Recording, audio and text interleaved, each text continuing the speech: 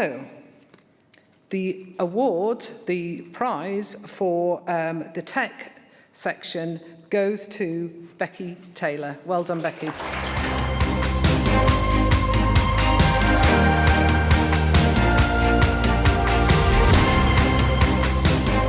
So, our digital and tech innovator is Beckie Taylor from Tech Returners. And I actually came across you a couple of years ago. We did a story when I was working in Stoke about Tech Returners. Now, for anyone who doesn't know, this is about getting women in particular back into the tech industry. Yeah, that's correct. So we enable women, especially who have had technology careers and then had a career break for whatever reason and lost confidence and lost up-to-date technology skills, and we support them in transitioning back into the tech industry. Because it's not cheap to get those qualifications in the first time, so it doesn't make economic sense to allow that expertise just to disappear. I think we've heard a lot this afternoon about people talking about inspiring the younger generation. I think some fantastic work being done in the industry. But the statistics say that actually 56% of women who go into the technology industry then leave. So it's sort of like a leaky bucket effect. So we do all these massive initiatives and then we just lose them. And like you said, it's a costly thing. And that's why the numbers haven't changed from 17, 18% in terms of the women in the digital and tech industry. And we need to do something about it. And there's a massive untapped talent around women returners, especially. So women who have had successful careers and had career breaks, majority for childcare reasons, and feel that they can't transition back because majority have been knocked back through traditional methods, knocked on the confidence, and then don't think there's a possibility of actually coming back into the sector. Which doesn't make any sense whatsoever, does it? No. Because as far as the economy is concerned, you're losing a massive resource by not having women back in the workforce. But it's not necessarily just industry that's holding women back, it's us women ourselves. Yeah, the whole vision of the organisation was actually born out of my own experience. So 9 years ago, I had my first child, Ethan, and it was my first feeling around what the barriers and challenges women especially put on themselves around transitioning out and then back into a career. I sort of like lost all my skills in such a short period of time. I couldn't go to networking events because they tended all to be in the evening. And I realised it really impacted my confidence. And I thought, if I'm feeling this, how many other women especially are feeling like this? And then I set up a Women in Tech network, community network called Women in Tech North, and we've grown that to the third largest Women in Tech community globally. And it was the same message kept coming out in terms of those women wanting to come back in, but they didn't know how. They didn't have the opportunity to come back in, and the confidence, because they, sorry to really undermine recruitment agencies, but they've probably gone to a recruitment agency and somebody had seen the career gap on the CV and gone, actually, you've been doing nothing. And I sort of give the explanation as being a mum, before 9 o'clock in the morning, I've done mediation, negotiation, time management, project management. That's just getting 2 young children out the door like I've had to do and get ready this morning, which was a very, very big struggle, trust me.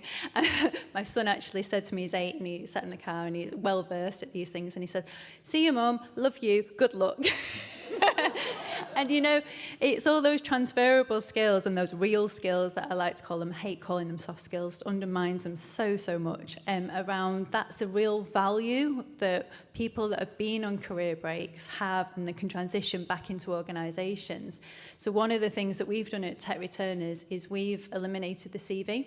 I've worked in the talent industry for 20 years and we're still making decisions on a black and white Arial 12 document, and we need to get rid of it because it's not telling a holistic view around that individual about their skills, about their experience, and what real value that individual can then contribute in terms of the industry.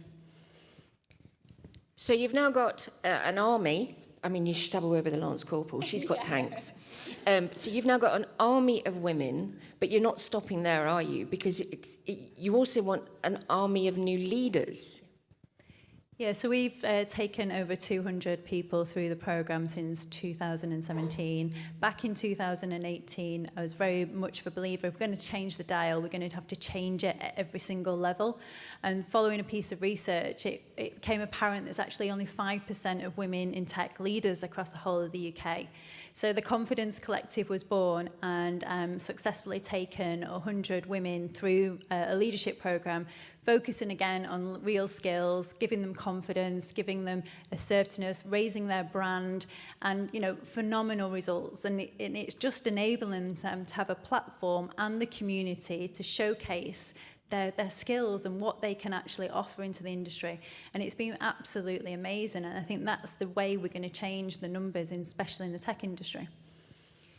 So the pandemic will have had an effect. I think you had a big conference back in 2019, literally to launch a whole new aspect. And I love the fact that you put childcare on so that women could attend the conference in the first place. And then the pandemic hits, and what happens then?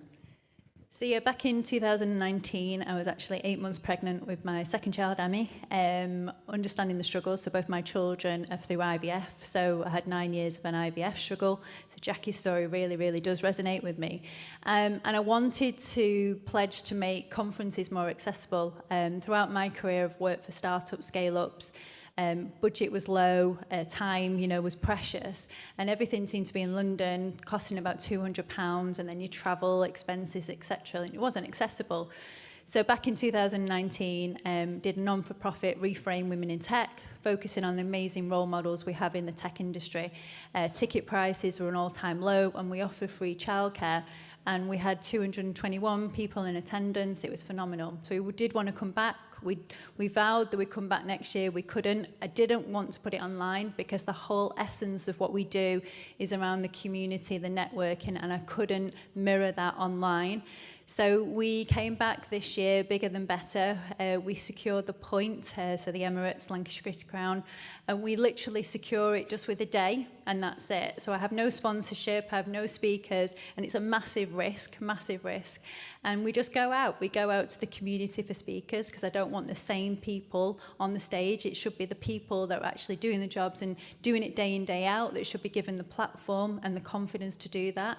And we had 448 people in attendance, which was absolutely amazing because I was worried that will people come in person on the back of COVID? Will people feel safe? And we had a whole crash facility in one of the rooms. It was absolutely soft play, you name it. My team was loving it. Everyone was opting to be in that room for the day. And the feedback we got was that these women came on their own. So they're not in organisations where they've got a whole community in themselves. They'll probably come to that conference, and we set up a WhatsApp group beforehand so people could arrange to meet before, maybe introduce each other.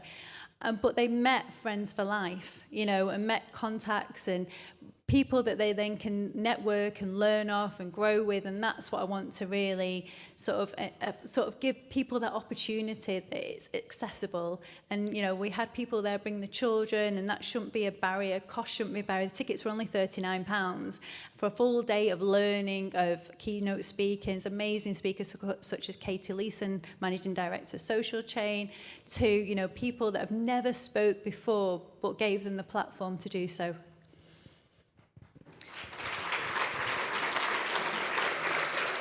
After all that, you will not be surprised to also hear in 2019 you were named one of Computer Weekly's most influential women in tech. And also this year. And this year as well. Congratulations. I think your award is very well deserved. Thank you. I suppose it's like events like this, and I think it's an around astounding theme that I don't do it for myself. I do it for, if I can sit here and there's somebody in this room, or you might know someone on your school run or go to a gym that might written themselves off and think that there is no opportunity for them to come back into the industry, that has a wealth of skills and experience, and you have that one conversation. And trust me, what we do is change people's lives on a day-to-day basis. We get messages that, we talk about domestic abuse, that literally a lady in one of our cohorts, Booking.com, had suffered domestic abuse for years and years, thought she had no way out of it. And we gave her that avenue. And now she's taken on a whole new career as a software engineer for Booking.com, one of the main organisations in Greater Manchester. And that's what I want to do it for. You know, I want people to go out there and talk about what we do and maybe create more opportunities for people. I think it's just so important, so important. Ladies and gentlemen, Beckie Taylor.